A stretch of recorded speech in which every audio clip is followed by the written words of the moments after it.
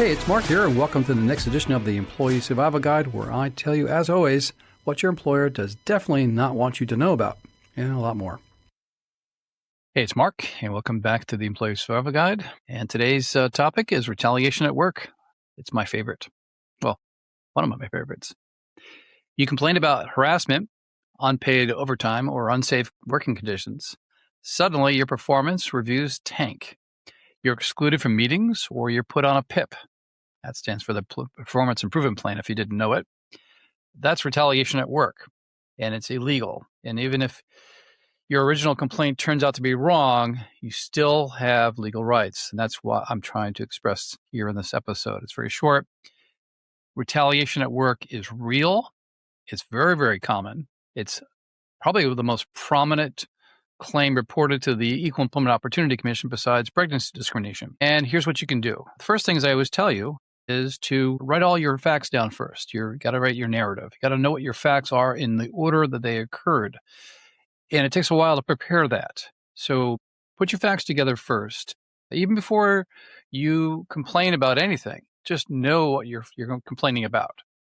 So a retaliation log is something you prepare the same day something happens. And you really want to basically treat it as a journal writing exercise, just to record everything. I recently met a client who was very, very active recording of journals, entries of things that happen daily.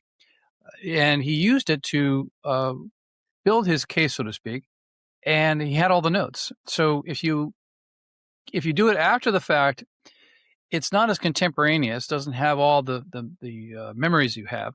So if you are in the midst of some employment situation brewing, start a journal.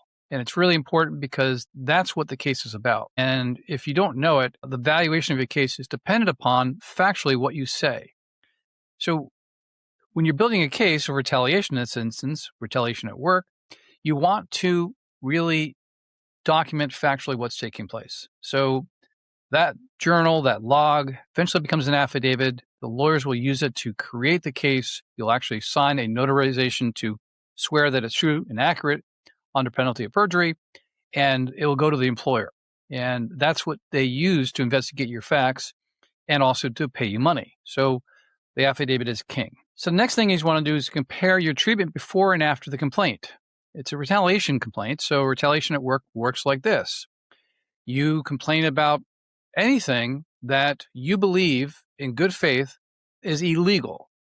Now, complaining about a boss who's bullying you potentially could be a good faith belief that you're being discriminated against.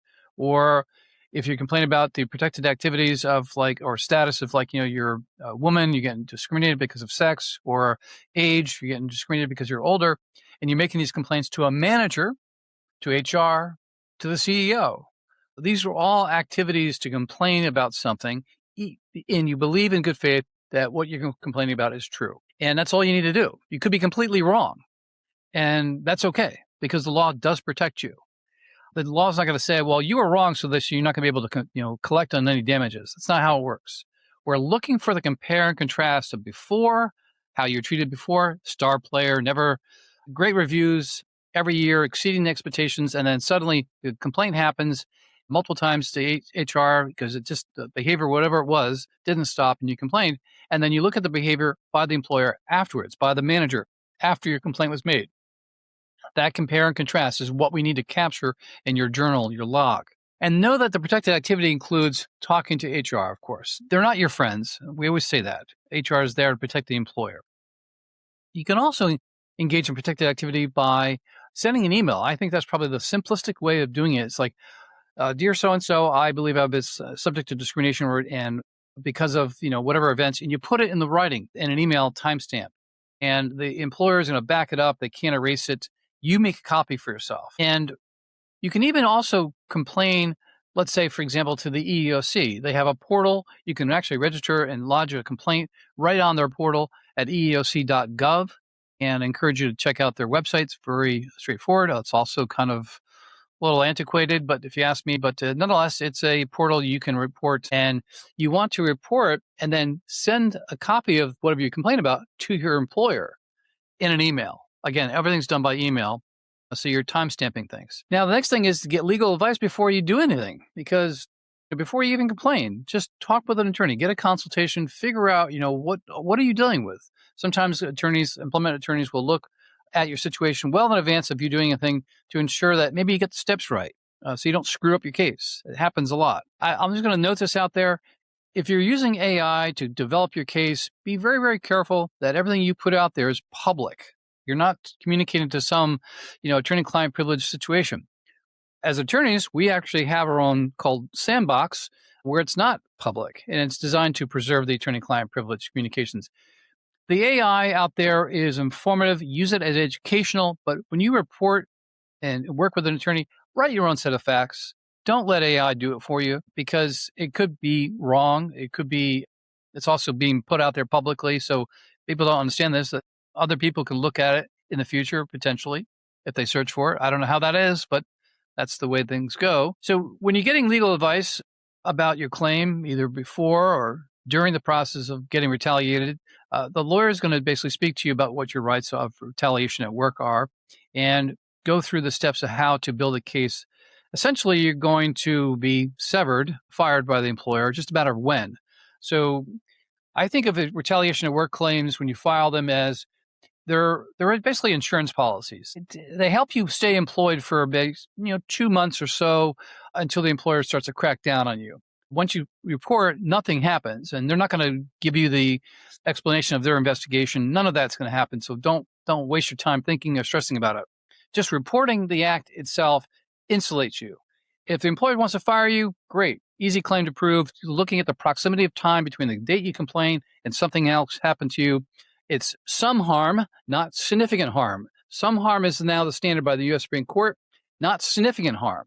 Determination is a significant harm, but some harm could be, you're allowed to, as the Supreme Court case had, you're not allowed to use that special car for work anymore. That was some harm. Or you were reporting to an office that you didn't otherwise desk duty, or you got a bad performance review. Some harm is experienced, a differentiation of your work status, whatever it may be. So we're looking for examples of some harm that occurred to you when you talk about retaliation at work. An attorney can spot that out and build a case for you to develop the leverage you're going to need to essentially argue. And then please be mindful when you report retaliation at work, get prepared to look for another job somewhere else, because once you basically shame the employer with their bad behavior in your good faith belief that something happened, they're going to put a big sign on the back of you and they're going to alienate you, and just get ready for it. It does happen all the time.